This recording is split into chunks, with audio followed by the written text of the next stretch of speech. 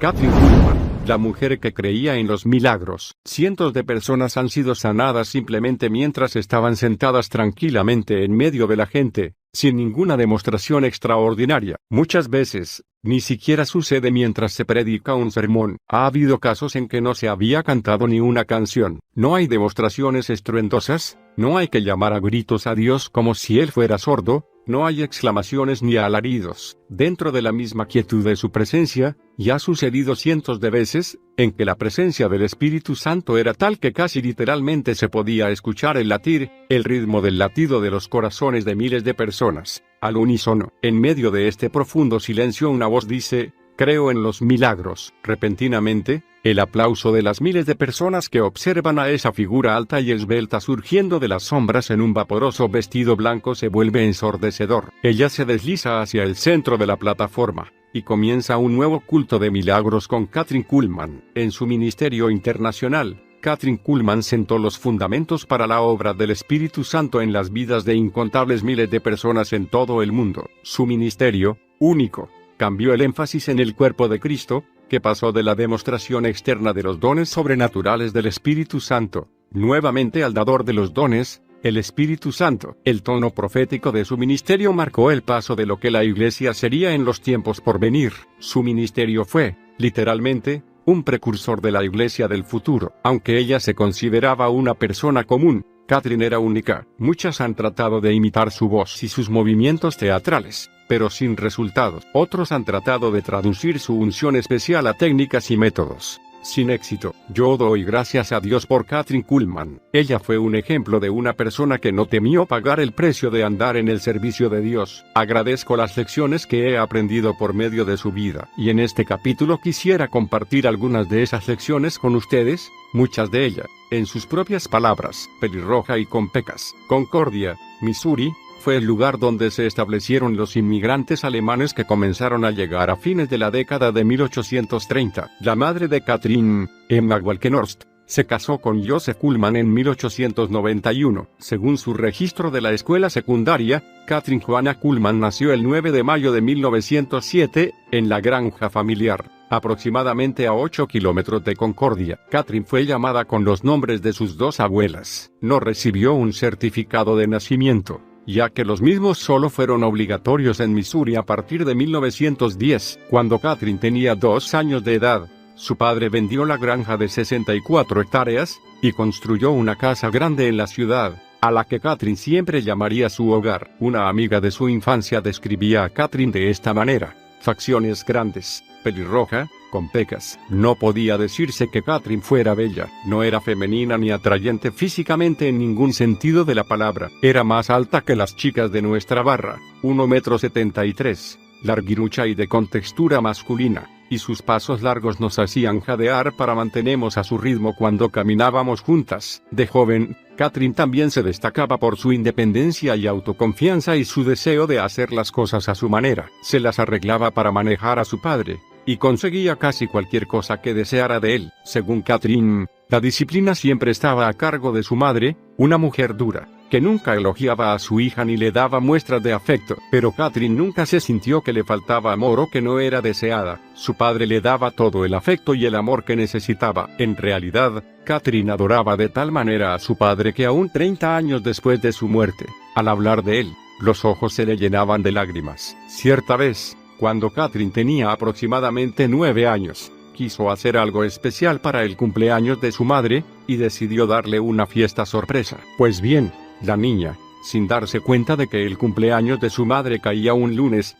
fue por las casas de sus vecinos pidiéndoles que en ese día vinieran todos a su casa con una torta para Emma. Los lunes eran día de lavado para los Kuhlman. Todos los demás días de la semana, Emma Kuhlman se vestía con sus mejores ropas de pies a cabeza. Nunca se sabía cuándo podía aparecer una visita inesperada, y a ella le espantaba la idea de que alguien pudiera verla mal vestida, desarreglada. Llegó el lunes, y Emma Kuhlman estaba vestida como para lavar. Mientras trabajaba inclinada sobre la tina de agua caliente, con su cabello húmedo de sudor cayéndole sobre el rostro, su ropa húmeda y sucia, y las piernas descubiertas, sonó un golpe en la puerta. Cuando Emma abrió, vio que todos sus vecinos habían venido a saludarla, vestidos con sus mejores ropas, y allí estaba ella, fatigada y sucia por el trabajo de lavado. Con su orgullo profundamente herido, Emma prometió a Catherine, por lo bajo, que más tarde se ocuparía de ella, y lo hizo. Emma Kuhlman hizo que su hija se pusiera de pie y comiera hasta el último trozo de todas las tortas que habían traído los vecinos. El padre de Catherine le enseñó los principios comerciales. Era dueño de un establo. A su hija le encantaba ir con él cuando visitaba a sus clientes para cobrar, y años más tarde reconocería que había aprendido de él todo lo que sabía sobre organización y negocios. Papá, Jesús entró a mi corazón. Catherine tenía 14 años cuando nació de nuevo. Durante su vida relató muchas veces la historia de cómo respondió a lo que parecía ser un llamado soberano proveniente en forma directa del Espíritu Santo,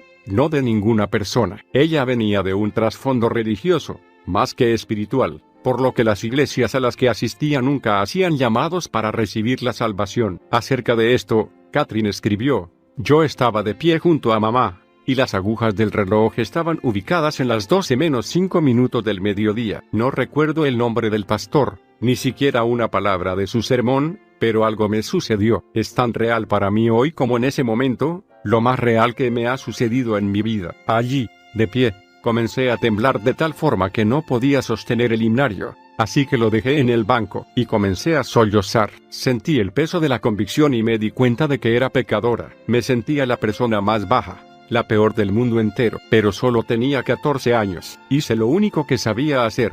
Me deslicé de donde estaba y fui hacia el primer banco, me senté allí en un rincón y lloré. Oh, cómo lloré. Me había convertido en la persona más feliz del mundo. El tremendo peso había sido levantado. Experimenté algo que nunca me abandonó. Había nacido de nuevo, y el Espíritu Santo había hecho justo lo que Jesús dijo que haría. Juan 16:8. El padre de Catherine estaba de pie en la cocina cuando ella llegó corriendo de la iglesia para compartir la buena noticia con él. Ella acostumbraba contarle todo. En sus propias palabras, se lanzó sobre él y le dijo: papá, Jesús ha entrado en mi corazón. Sin mostrar ninguna emoción, su padre solo dijo: me alegro. Catherine recordaba que nunca estuvo realmente segura de si su padre había comprendido en verdad lo que le había dicho. Finalmente, la jovencita decidió asistir a la iglesia bautista a la que iba su padre, en lugar de la metodista a la que iba su madre. Aún entonces, ya tenía ideas propias. Catherine decía que nunca estuvo segura de si su padre era nacido de nuevo. Algunas veces, en público, aseguraba que sí, pero otras veces, en privado, expresaba su frustración por no poder estar segura. Sin embargo, Catherine sabía que su padre sentía una profunda aversión por los predicadores. En realidad, según ella, los despreciaba. Si Joseph Kuhlman veía a un predicador viniendo en dirección a él por la calle, se cruzaba a la acera opuesta para no tener que hablarle. Pensaba que todos los predicadores solo buscaban dinero, y las únicas ocasiones en que asistía a la iglesia era en festividades especiales o para algún culto en que Catherine recitaba. Hasta donde su hija sabía, Joseph Kuhlman nunca oraba ni leía la Biblia. Su primer abrazo, según Catherine, asistir a la iglesia era tan importante como ir a trabajar. Al principio asistió a la iglesia metodista con su madre. Fue allí, en 1921, que nació de nuevo. Pero a partir de 1922, toda la familia se hizo miembro de la iglesia bautista. Aunque venía de un trasfondo denominacional, el ministerio de Catherine, en los últimos años, se volvería ecuménico, ya que ella se movía libremente con todas las iglesias, desde pentecostales hasta católicas. Ninguna denominación cerraba las puertas al ministerio de Catherine Kuhlman. Ella se negaba a integrar denominación alguna y no daba crédito por su ministerio a ningún grupo, solo a Dios. Cuando Catherine era adolescente, su madre enseñaba en las reuniones de jóvenes de la iglesia metodista. Una vecina dijo que la señora Kuhlman era una excelente maestra de la Biblia, y Catherine, sus hermanas y su hermano deben de haber recibido muy buena enseñanza y formación en su hogar. La vecina también mencionó que escuchaba a alguien que tocaba el piano por las noches en la casa de los Kuhlman, y alguien que cantaba. A pesar de ser considerada una excelente maestra del grupo de jóvenes de su iglesia, aparentemente la madre de Catherine no nació de nuevo sino hasta 1935, en una de las reuniones que su hija realizó en Denver, Colorado. Catherine había invitado a su madre a la campaña. Después de terminada la primera reunión, la evangelista fue al cuarto de oración, situado detrás del púlpito, para orar por aquellos que habían respondido a la invitación. Unos pocos minutos después su madre entró en ese mismo cuarto y dijo que quería conocer a Jesús como Catherine lo conocía. Catherine, embargada por la emoción, extendió su mano posándola sobre la cabeza de su mamá. En el preciso instante en que los dedos de su hija la tocaron, la mamá comenzó a temblar y a llorar, en la misma forma en que Catherine lo había hecho a los 14 años, junto a ella, en la pequeña iglesia metodista de Concordia. Pero esta vez había algo más. Emma levantó la cabeza y comenzó a hablar, lentamente al principio, y luego más rápido. Pero las palabras no eran en inglés. Los sonidos, audibles y melodiosos, pertenecían a una lengua desconocida. Catherine cayó de rodillas junto a ella llorando y riendo al mismo tiempo. Cuando Emma abrió los ojos, le echó los brazos a Catherine y la abrazó fuertemente. Era la primera vez que su madre la abrazaba. La señora Kuhlman no durmió durante 3 días y 2 noches después de lo sucedido. Era una nueva persona. Y durante el resto de su vida en Concordia, Emma Kuhlman tuvo una maravillosa y dulce comunión con el Espíritu Santo, la doncella evangelista. Una característica de aquellos que Dios usa en gran manera es que están dispuestos a dejarlo todo y seguir su dirección. En 1913, la hermana mayor de Catherine, Myrtle, se casó con un joven y apuesto evangelista que estaba terminando sus estudios en el Instituto Bíblico Moody. Myrtle y Everett Parrott comenzaron un ministerio como evangelistas itinerantes. Aproximadamente 10 años más tarde, en 1924, Myrtle y Catherine persuadieron a sus padres de que la voluntad de Dios era que Catherine viajara con ellos. En ese momento, los Parrott tenían su base en Oregón. Habían conocido a un renombrado maestro y evangelista, el Dr. Charles S. Price, quien tenía un ministerio de sanidad y les enseñó sobre el bautismo en el Espíritu Santo. Sin embargo, a pesar de esta maravillosa experiencia, el matrimonio de Myrtle y su esposo no era feliz, y ahora los problemas económicos agregaban tensión a la relación. En ese momento, hubiera sido fácil para Catherine tener compasión por sí misma, pero por el contrario, se ocupó de trabajar en la casa, haciéndose cargo del lavado, los lunes, y del planchado, los martes, una porción de su carácter. Durante este tiempo, además de aprender a tener paciencia en la adversidad, Catherine también aprendió a no ceder ante la autoconmiseración. Años después, muchos de sus mensajes surgirían de su propio crecimiento espiritual en estas áreas. La autoconmiseración y el egocentrismo, para Catherine, eran una misma cosa. Obviamente, desde su adolescencia, decidió no permitir que ninguna de estas dos características tendrían lugar en su vida, sin importar lo que le sucediera. Ten cuidado de la persona, ya sea miembro de tu familia, o compañero de trabajo, o empleado tuyo, que no puede decir, lo siento. Encontrarás que esa persona es muy egocéntrica. Esta es la razón por la que me has oído decir 10.000 veces que la única persona a la que Jesús no puede ayudar, la única persona para la que no hay perdón de pecados es aquella que no puede decir, me arrepiento de mis pecados. Una persona tan egocéntrica generalmente atrae hacia sí las enfermedades como si fueran un imán. Catherine aprendió temprano en su vida que el egocentrismo, junto con los demás pecados del yo, la autoindulgencia, la compasión por sí mismo, o incluso el odio a uno mismo, hacen que una persona se juzgue o se condene a sí misma, y eso es obstáculo para la obra del Espíritu Santo en su vida. Ella siempre decía que cualquiera puede tener al Espíritu Santo obrando en su vida, si está dispuesto a pagar el precio. Nunca se paga el precio una sola vez. Es algo que comienza con un compromiso inicial y un acto de decisión de seguir a Dios cada día de tu vida. Hubo muchos momentos y lugares en que Catherine podría haber elegido no someterse a la corrección del Espíritu Santo, pero, afortunadamente para el cuerpo de Cristo en la actualidad, ella tomó las decisiones correctas y es un ejemplo que podemos seguir. No queda nada para predicar. Catherine pasó 5 años con su hermana y su cuñado, preparando lo que sería la base de su propio ministerio. Trabajaba en la casa para aliviar cualquier carga que su presencia pudiera significar, y pasaba muchas horas leyendo y estudiando la palabra. En 1928, los Parrott llegaron a Boise, Idaho. Para este entonces habían adquirido una carpa y tenían una pianista llamada Ellen Guilford, pero sus problemas maritales habían aumentado, por lo que Everett siguió hacia Dakota del Sur, mientras Myrtle, Catherine y Ellen se quedaron para tener las reuniones en Boise. Después de 2 semanas, las ofrendas ni siquiera alcanzaban para pagar el alquiler del lugar, ni el pequeño apartamento donde se alojaban, ni para comprar comida. Las 3 mujeres vivían a pan y atún. Myrtle creía que su única salida era reunirse con su esposo, pero Ellen y Catherine no veían ninguna esperanza para el futuro si continuaban viajando con los Parrott. Así que, como Pablo y Bernabé en la iglesia del Nuevo Testamento,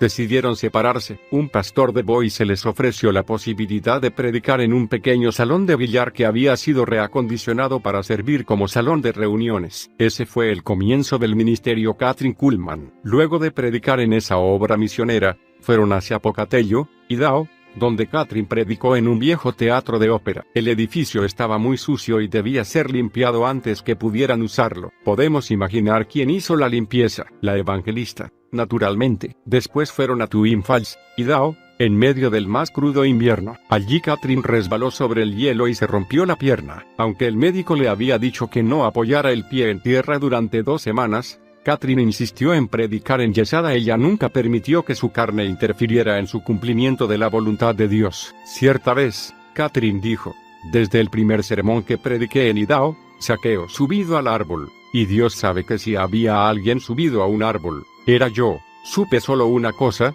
estaba entregada a las cosas de Dios. Jesús era real para mí. Mi corazón estaba decidido. Con gran sentido del humor, contaba que después de predicar 4 o 5 sermones, me preguntaba: ¿sobre qué más puedo predicar? No hay nada más en la Biblia. Ya agoté toda la provisión de sermones. Realmente no se me ocurre ningún otro tema sobre el que pueda predicar. Una joven fuerte durmiendo en el gallinero. Muchas veces, durante esos primeros años, las comodidades eran escasas, por decirlo de alguna manera. En cierta ocasión, la familia con quien debía alojarse no tenía ningún cuarto donde ella pudiera dormir. Así que tuvieron que acondicionar el gallinero. Kathryn solía decir que ella hubiera dormido sobre una parva de paja, tan grande era su necesidad de predicar. Años después comentaría, riendo, que algunas veces cerraba con llave la puerta para no dejar salir a la gente hasta asegurarse de que todos habían sido salvados. Era una broma, por supuesto, pero lo que era cierto era que se quedaba junto al púlpito hasta la madrugada y oraba con cualquier persona que se hubiera quedado dando vueltas por allí. Otros lugares donde Kathryn se alojó quizá hayan sido más limpios que aquel gallinero,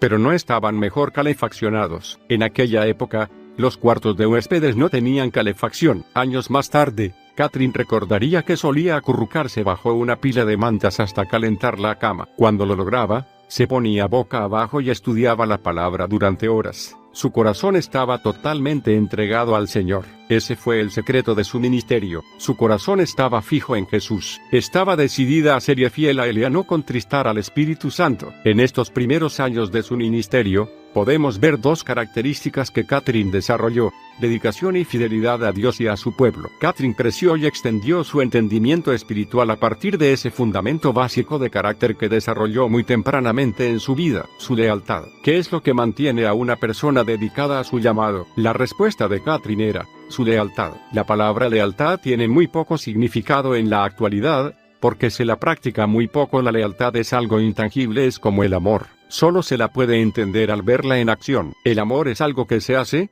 y eso también se aplica a la lealtad. Significa fidelidad, significa compromiso, significa devoción. Mi corazón está decidido. Voy a ser leal al Señor, a cualquier costo, a cualquier precio. La lealtad es mucho más que un interés casual en alguien o algo. Es un compromiso personal. En un análisis final, significa: aquí estoy, puedes contar conmigo, no te fallaré. En otras palabras, la verdadera lealtad, para quienes son llamados al ministerio, se expresa en la decisión de no desviarse jamás del llamado de Dios, no agregar a Él, ni quitarle, solo hacerlo. Según Kathryn, cuando alguien comienza a hacer las cosas a su manera, pasa de ser leal a Dios a ser leal a sí mismo. Quiero que seas grande. Después de predicar en todo Idaho, Kathryn y Ellen fueron hacia Colorado. Luego de una campaña de 6 meses en Pueblo, llegaron a Denver. Un hombre de negocios, Earle Feuitt, se había unido a ella en Pueblo, como administrador del ministerio. En ese año, 1933, la depresión estaba en su punto más alto,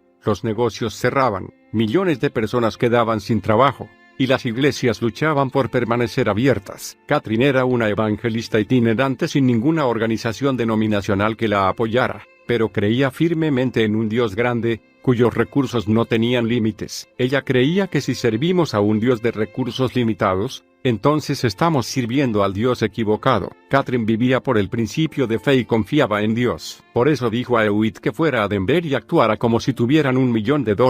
Cuando él le indicó que en realidad solo tenían $5, Kathryn contestó: Dios, no depende de lo que poseemos o de lo que somos.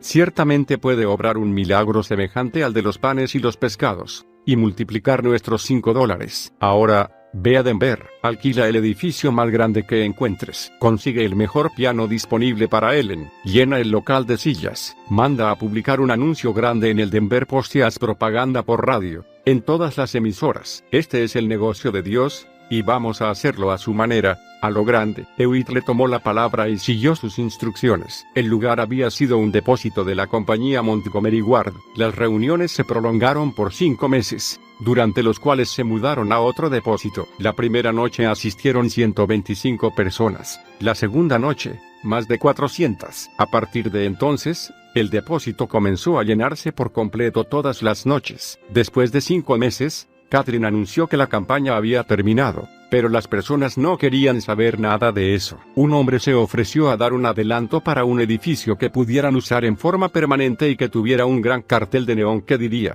la oración cambia las cosas. La gente tenía hambre de la palabra de Dios, pero el mensaje principal de Catherine en esos años era el de salvación. Algunas veces había pastores que nacían de nuevo al responder a su invitación a recibir a Jesucristo como Salvador y Señor. El ministerio de Catherine era de fe y esperanza. Durante este tiempo, Ellen había formado un coro de 100 voces y componía gran parte de la música que cantaban. Dado que la respuesta a su ministerio era tan grande, Catherine accedió a quedarse en Denver. Todo parecía perfecto, así que comenzaron a buscar un edificio para establecerse en forma permanente. Pero entonces, repentinamente, de la nada, llegó el golpe de la tragedia. Papá se ha ido. Catherine experimentó el primer trauma real de su vida a fines de diciembre de 1934, cuando su amado padre murió en un accidente. Mucho después supo que él había caído en una calle cubierta de hielo, y lo había atropellado un auto que intentó girar para no golpearlo en medio de una tormenta de nieve. Debido a la tormenta,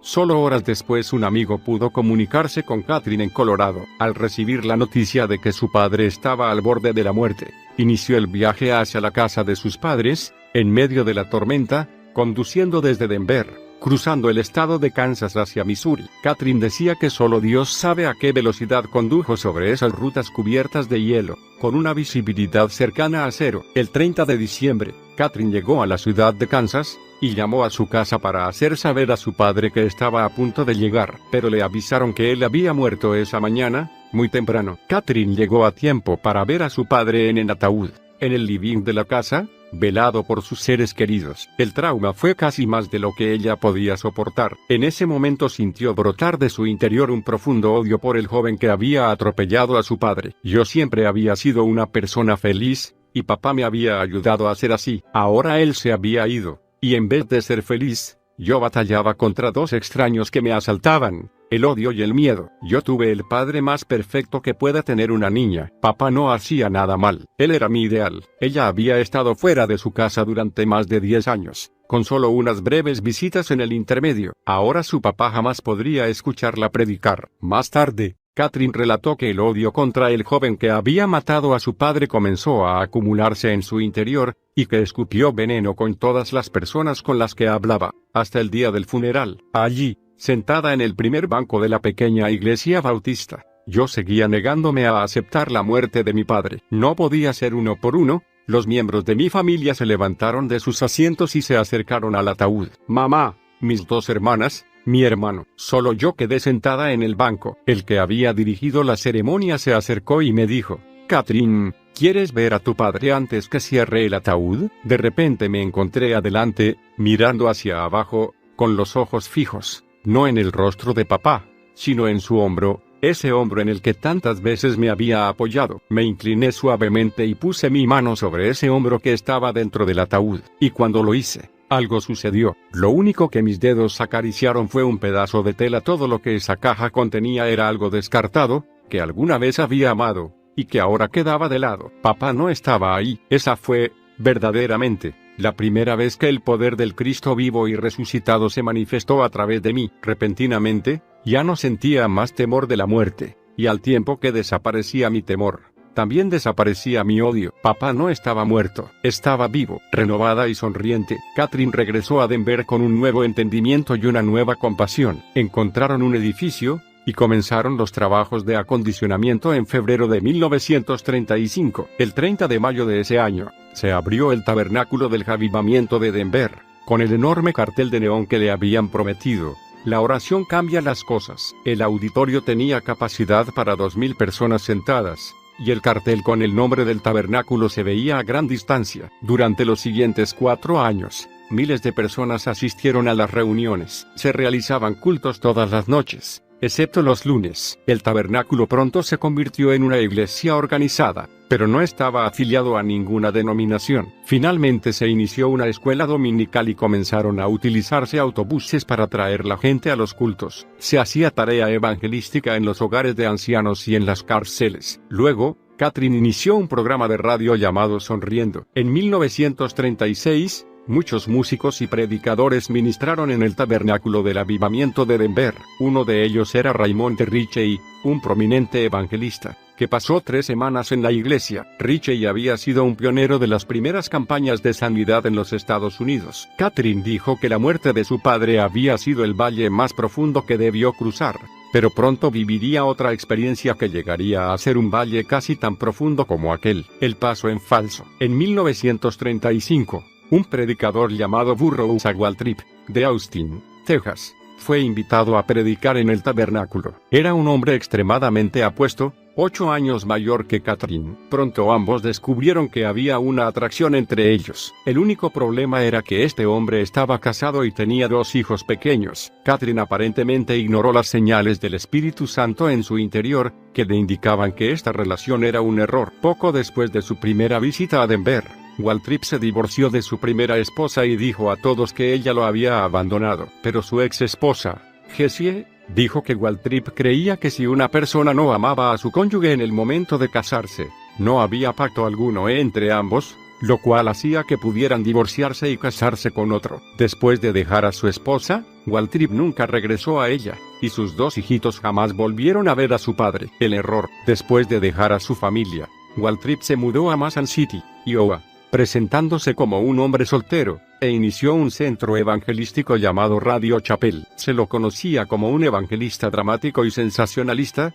y comenzó a emitir diariamente desde la capilla. Catherine y Relen fueron allí para ayudarlo a reunir fondos para su ministerio. Pronto, la relación romántica entre Catherine y Waltrip, a quien ella llamaba Mister, se hizo pública. Ellen y otros amigos de Denver trataron de persuadir a Catherine de que no se casara con el apuesto evangelista, pero ella insistía en que su esposa lo había dejado, lo cual lo hacía libre para casarse nuevamente. Debe destacarse que los detalles de la separación de Waltrip de su esposa y el momento en que se involucró con Catherine no fueron claros. Quienes amaban y apreciaban el ministerio de Catherine no hablaban sobre ello. Obviamente, sentían que Dios la había perdonado por los errores que cometiera en esta relación, por lo cual los detalles no eran de importancia. El 16 de octubre de 1938, Catherine anunció a su congregación de Denver que planeaba unirse al ministerio de Mister en Mason City, Iowa. 2 días más tarde, el 18 de octubre, casi 16 meses después del divorcio de Waltrip, Catherine y Burroughs se casaron secretamente en Mason City. ¿Cuál es el problema? Si has tomado una decisión que no estaba de acuerdo con la palabra de Dios, en lo relativo al divorcio, hay perdón y restauración, y un principio nuevo y limpio para ti. Las personas farisaicas, y algunas denominaciones, quizá no te den un nuevo comienzo, pero Dios puede ayudarte, si le buscas a Él. Catherine se encontró en una situación en la que habían actuado espíritus mentirosos y engañosos. Waltrip dejó a su esposa en Texas y se divorció de ella, lo cual fue su primer error. Después trató de cubrir su comportamiento adoptando una doctrina engañosa, y mintió al respecto a quienes le rodeaban. El matrimonio Kuhlman-Waltrip fue totalmente equivocado desde el principio. Casi lo hizo. Catherine decidió creer la historia que Waltrip contaba, diciendo que su esposa lo había dejado. Pero mientras preparaban la boda, su corazón estaba constantemente turbado. No tenía paz en su espíritu. La mayoría de la gente dice que Mister no amaba a Catherine en absoluto. Lo que amaba era su capacidad para atraer multitudes y reunir fondos. Este hombre era bien conocido por su codicia y su estilo de vida extravagante. Cuando se casó con Catherine, personas de 8 estados lo perseguían para cobrarle deudas. Aún la madre de Mister rogó a Catherine que no se casara con su hijo. Tenía esperanzas de que su hijo recobrara el sentido común y regresara con su esposa y sus hijos. Podemos preguntarnos, entonces, ¿por qué Catherine siguió adelante con el matrimonio? Antes de la fecha decidida para el matrimonio en Mason City, Catherine comentó el tema con sus amigas, Lottie, Anthony y Ellen. Lottie recuerda que Catherine dijo, es que no logró encontrar la voluntad de Dios sobre este tema. Las mujeres trataron de convencer a Catherine de que esperara y buscara tener paz en Dios, pero ella no las escuchó. Cuando las tres mujeres llegaron a Des Moines, camino a Mason City, Ellen anunció a su amiga que no apoyaría ese acto, y se quedó en el hotel. Lottie estuvo de acuerdo con Ellen, y también se negó a asistir al casamiento. Pero Catherine encontró a otra amiga que fuera testigo del casamiento entre ella y Waltrip. Durante la ceremonia, Catherine se desmayó. Waltrip ayudó a revivirla para que pudiera terminar de decir sus votos. La decisión deliberada de salirse de la voluntad de Dios obviamente era una pesada carga para ella. Cuando los recién casados regresaron a Des Moines después de la ceremonia, Catherine hizo algo extraño. Después de registrarse en el hotel, se negó a quedarse con su nuevo esposo. Su amiga Lottie Anthony